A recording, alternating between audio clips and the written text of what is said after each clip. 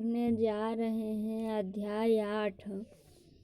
अशोका एक अनोखा सम्राट जिसने युद्ध का त्याग किया। रोशन के रुपये। जन्मदिन पर रोशन को दादाजी से करक नोट मिले। उसने उन्हें अपने हाथ में दबा कर रखा था। उसे एक नया कैसेट खरीदने का बहुत मन था, लेकिन साथ ही वह बिल्कुल नए करक नोटों को देखना और छू कर महसूस करना चाहती थी।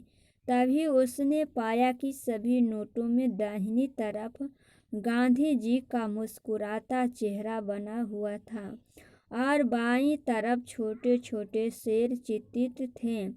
उसने सोचा, आखिर यहाँ शेर क्यों बने हुए हैं? एक बहुत बड़ा राज, एक साम्राज्य। हम जिन शेरों के चित्र रुपये पैसे पर देखते हैं, उनका एक लंबा इतिहास है। उन्हें पत्थरों को काट कर बनाया गया और फिर उन्हें सारनाथ में एक विशाल स्तंभ पर स्थापित किया गया था। इस विषय में तुमने अध्याय 7 में पढ़ा। इतिहास के महानतम राजाओं में से एक अशोक के निर्देश पर इसके जैसे कई स्तंभों और पत्थरों पर अभिलेख उत्कीर्ण किए गए। इसके पहले कि हम यह जाने कि इस अभिलेखों में क्या लिखा है, यह समझने की कोशिश करें कि उनके राज में साम्राज्य क्यों कहा जाता है। अशोक जिस साम्राज्य पर शासन करते थे, उसकी स्थापना उनके दादा चंद्रगुप्त मौर्य ने लगभग 2300 साल पहले की थी। चाणक्य या कौटिल्य नाम के एक बुद्धिमान व्यक्ति ने चंद्रगुप्त की सहायता की थी। चाणक्य के दाईं कई विचार हमें अर्थशास्त्र नाम की किताबें में मिलते हैं। वंश। जब एक ही परिवार के कई सदस्य एक के बाद एक राजा बनते हैं, तो उन्हें एक ही वंश कहा जाता है। मौर्य वंश में 3 महत्वपूर्ण राजा हुए: चंद्रगुप्त, उसका बेटा बिंदुसार और बिंदुसार का पुत्र अशोक। साम्राज्य में बहुत से नगर थे। मानचित्र में उन्हें काले बिंदुओं से दिखाया गया है। इनमें साम्राज्य की राजधानी पाटलिपुत्र, उज्जैन और तक्षशिला जैसे नगर प्रमुख थे। तक्षशिला उत्तर पश्चिम और मध्य एशिया के लिए आने जाने का मार्ग था। दूसरी तरफ उज्जैन उत्तरी भारत से दक्षिणी भारत जाने वाले रास्ते में पड़ता था।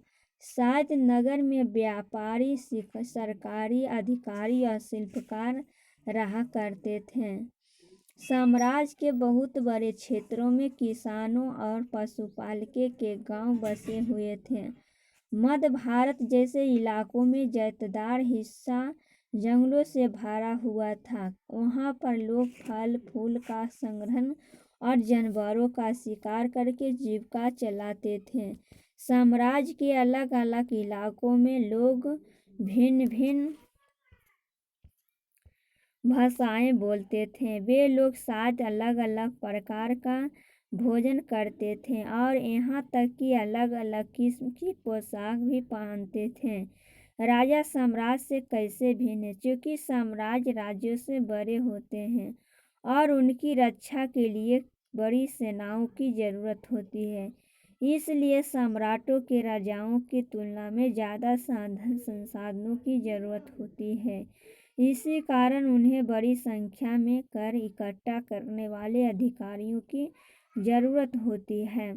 साम्राज्य का प्रशासन। चूँकि मौर्य साम्राज्य बहुत बड़ा था, इसलिए अलग अलग हिस्सों पर अलग अलग ढंग से शासन किया जाता था। पाटलिपुत्र और उसके पास के इलाकों पर सम्राट का सीधा नियंत्रण था। इसका मतलब यह हुआ कि इस इलाके में गांव और शहरों के किसानों, पशुपालकों, शिल्पकारों और व्यापारियों से कर इकट्ठा करने के लिए राजा अधिकारियों की नियुक्ति करता था जो राजा के आदेशों का उल्लंघन करते थे। अधिकारी उनके राजा भी देते थे। इनमें से कई अधिकारी को वेतन भी दिया जाता था। देशवाहक एक जगह से दूसरी जगह घूमते रहते थे और राजा के जासूस अधिकारी के कार्यकलाप पर नजर रखते थे। इन सब के ऊपर सम्राट था जो राज परिवार एवं वरिष्ठ मंत्रियों की सहायता से सब पर नियंत्रण रखता था। मौर्य साम्राज्य के भीतर कई छोटे क्षेत्र या प्रांत थे। इन पर तक्षशिला या उज्जैन जैसी प्रांतीय राजधानी से शासन किया जाता था। कुछ हद तक पाटलिपुत्र से इन क्षेत्रों पर नियंत्रण रखा जाता था। अक्सर राजकुमारों को वहाँ का राज्यपाल बनाकर भेजा जाता था, लेकिन ऐसा लगता है कि इन जगहों पर स्थानीय परंपराओं और नियमों को ही माना जाता था। परदेशी केंद्रों के बीच विशासित क्षेत्र थे। इनके इलाकों में मौर्य शासक सिर्फ मार्गों और नदियों पर नियंत्रण रखने की कोशिश करते थे, जो कि आवागमन के लिए महत्वपूर्ण थे। यहाँ से उन्हें जो भी साधन कर और भेंट के रूप में मिलते थे उसे इकट्ठा किया जाता था। उदाहरण के लिए अरशद ने यह लिखा है कि उत्तर पश्चिम कंबल के लिए और दक्षिण भारत सोने और कीमती पत्थरों के लिए प्रसिद्ध था। संभव है कि संसाधन नजराने के रूप में इकट्ठे किए जाते थे। नजराना, जहाँ कर नियमित ढंग से इकट्ठे किए जाते थे वही नजराना अनियमित रूप से जब भी संभव इकट्ठा किया जाता था। ऐसे नजराने विभिन्न पदार्थों के रूप में प्रायः ऐसे लोग से लिए जाते थे जो स्वच्छ से उससे देते थे। राजधानी में मेगा स्थित चंद्रगुप्त के दरबार में पश्चिम एशिया के यूनानी राजा सेल्यूकस निकेटर का राज था। मेगास्थनीय ने जो कुछ देखा उसका विवरण दिया। यहाँ हम उसके विवरण का एक अंश दे रहे हैं। सम्राट का जनता के सामने आने के अवसरों पर शोभा यात्रा के रूप में जश्न मनाया जाता है। उन्हें एक सोने की पालकों में ले जाया जाता है। उनके अंगरक्षक सोने और चांदी से अलंकृत हाथियों पर सवार रहते हैं। कुछ अंगरक्षक पैरों को लेकर चलते हैं।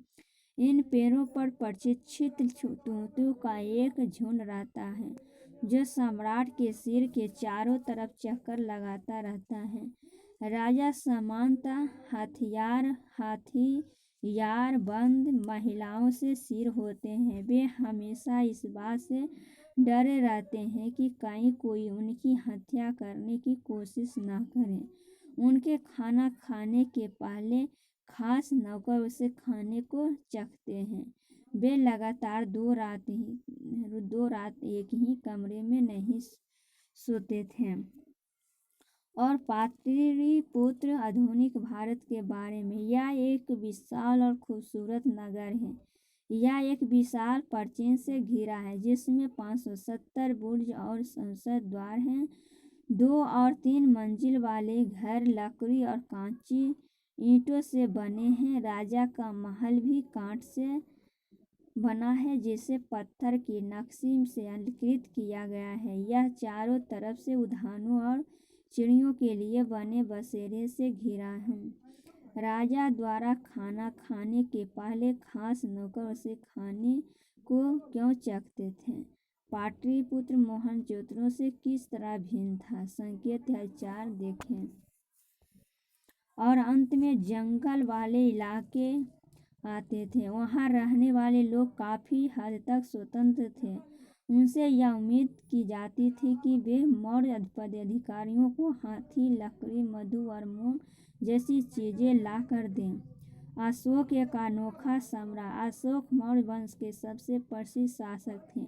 वह ऐसे पहले शासक थे जिन्होंने अभिलेखों द्वारा जनता तक अपने संदेश पहुंचाने की कोशिश की। अशोक के जत्थेदार अभिलेख प्राकृत भाषा और देवनागरी लिपि में है। कलिंग युद्ध का वर्णन करता हुआ अशोक का अभिलेख।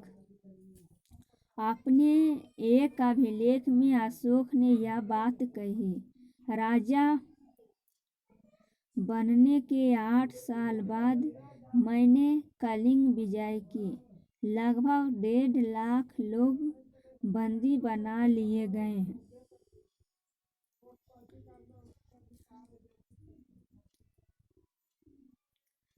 1 लाख से भी ज़्यादा लोग मारे गए। इससे मुझे अपार दुख हुआ। क्यों? जब किसी स्वतंत्र देश को जीता जाता है तो लाखों लोग मारे जाते हैं और बहुत सारे बंदी बनाए जाते हैं।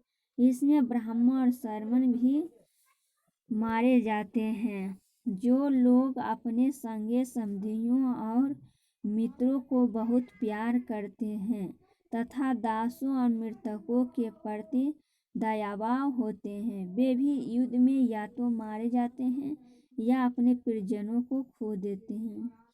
इसलिए मुझे पश्चाताप हो रहा है। अब मैंने धर्म पालन करने एवं दूसरों की इसकी शिक्षा देने का निश्चय किया।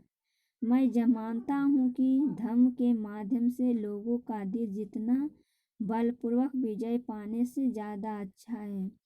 मैं यह अभिलेख भविष्य के लिए एक संदेश के रूप में इसलिए उत्कीर्ण कर रहा हूँ कि मेरे बाद मेरे बेटे और पोते भी युद्ध न करें। इसके बदले उन्हें यह सोचना चाहिए कि धर्म को कैसे बढ़ाया जाए। कलिंग की लड़ाई से युद्ध को लेकर अशोक के विचारों में कैसे परिवर्तन हुआ। धर्म संस्कृत शब्द धर्म का प्राकृत रूप है। अशोक का कलिंग युद्ध। कलिंग तटवर्ती उड़ीसा का प्राचीन नाम है। मानचित्र 5 पृष्ठ 76 देखें। अशोक ने कलिंग को जीतने के लिए एक युद्ध लड़ा, लेकिन युद्ध जनित हिंसा और खून खराब देखकर उन्हें युद्ध से मृत्यु हो गई। उन्होंने निर्णय लिया कि वे भविष्य में कभी युद्ध नहीं करेंगे। अशोक का धर्म क्या था? अशोक के धर्म में किसी देवता की पूजा अथवा किसी कर्मकांड की आवश्यकता नहीं थी। उन्हें लगता था कि जैसे पिता अपने बच्चों को अच्छे व्यवहार की शिक्षा देते हैं, वैसे ही यह उसका कर्तव्य था कि अपनी प्रजा को निर्देश दे। वे बुद्ध को उपदेशों से भी प्रेरित हुए। उत्कृष्ट पॉलिश वाले पत्थर की इस मूर्ति को देखो। यह बिहार के रामपुरवा में मिले एक मौर्यकालीन स्तंभ का हिस्सा है। अभी इसे राष्ट्रपति भवन में रखा गया है। यह उस समय की मूर्ति कला का एक नमूना है। ऐसी कई समस्याएं थी जिनके लिए उनमें संवेदन थी। उनके साम्राज्य में अलग अलग धर्मों को मानने वाले लोग थे और इससे कई बार टकराव पैदा हो जाता था। जानवरों की बलि चढ़ाई जाती थी। दासों और नौकरों के साथ क्रूर व्यवहार किया जाता था। इनके अलावा परिवार में व पड़ोसियों के बीच भी झगड़े होते रहते थे। अशोक ने यह महसूस किया कि इन समस्याओं का निदान उनका कर्तव्य है, इसलिए उन्हें धम्म महामत नाम के अधिकारियों की नियुक्ति की, जो जगह जगह जाकर धर्म की शिक्षा देते थे। इसके अतिरिक्त अशोक ने अपने संदेश कई स्थानों पर शिलाओं और स्तंभों पर खुदवा दिए। अधिकारियों को यह निर्देश दिया गया कि वे राजा के संदेश को उन लोगों को पढ़कर सुनाएं जो खुद पढ़ नहीं सकते थे। अशोक ने धर्म के विचारों को प्रसारित करने के लिए सीरिया, मिस्र, ग्रीस तथा श्रीलंका में दूत भेजे। पृष्ठ संख्या 84-85 पर दिए गए मानचित्र 6 में इन क्षेत्रों को पहचानने का प्रयास कीजिए। उन्होंने सड़कों बनवाई, कुएं खुदवाए और विश्राम गृह बनवाए। इसके अतिरिक्त उन्होंने मनुष्यों व जानवरों की चिकित्सा की भी व्यवस्था की। अपनी प्रजा के लिए अशोक के संदेश। लोग विभिन्न अवसरों पर अनुष्ठान करते हैं। उदाहरण के लिए जब वे बीमार होते हैं, जब उनके बच्चों का विवाह होता है, बच्चे के जन्म पर और जब यात्रा शुरू करते हैं, तब वे तरह तरह के अनुष्ठान करते हैं। ये कर्मकांड किसी काम के नहीं। इसके बदले यदि लोग दूसरी रीतियों को माने तो वह ज़्यादा फलदायी होगी। ये अन्य प्रकार की रीतियाँ क्या हैं? ये हैं अपने दासों और नौकरों के साथ अच्छा व्यवहार करना, बड़ों का आदर करना, सभी जीवों पर दया करना, ब्राह्मणों तथा शर्मों को दान देना, अपने धर्म की प्रशंसा, दूसरे धर्म की निंदा करना, दोनों ही बातें गलत है। हर किसी को दूसरे धर्म का आदर करना चाहिए। यदि कोई अपने धर्म की बड़ाई और दूसरे के धर्म की बुराई करता है तो वह वास्तव में अपने धर्म को ज़्यादा नुकसान पहुंचा रहा है। इसलिए हर किसी को दूसरे के धर्म के प्रमुख विश्वासों को समझने की कोशिश करते हुए उसका आदर करना चाहिए। भारत के प्रथम प्रधानमंत्री पंडित जवाहरलाल नेहरू ने लिखा है, उनके धर्मादेश आज भी हमसे एक ऐसी भाषा में बात करते हैं जिन्हें हम समझ सकते हैं और जिससे हम बहुत कुछ सीख सकते हैं। अशोक ने धर्म के विचारों को दूर दूर तक फैलने के लिए उन बातों को बताया जो आपके अनुसार आज भी प्रासंगिक हैं। अशोक के संदेश के उन हिस्सों को बताओ जो आज भी प्रासंगिक हैं।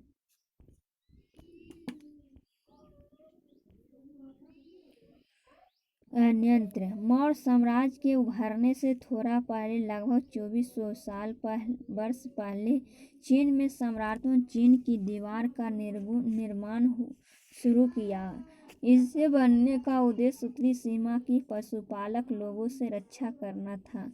अगले 2000 वर्षों तक इस दीवार पर निर्माण कार्य चलता रहा, क्योंकि साम्राज्य की सीमाएं बदलती रही। यह दीवार लगभग 6400 किलोमीटर लंबी है तथा पत्थर और ईंटों से बनी है। इसकी ऊपरी सतह सड़क जैसी चौड़ी है।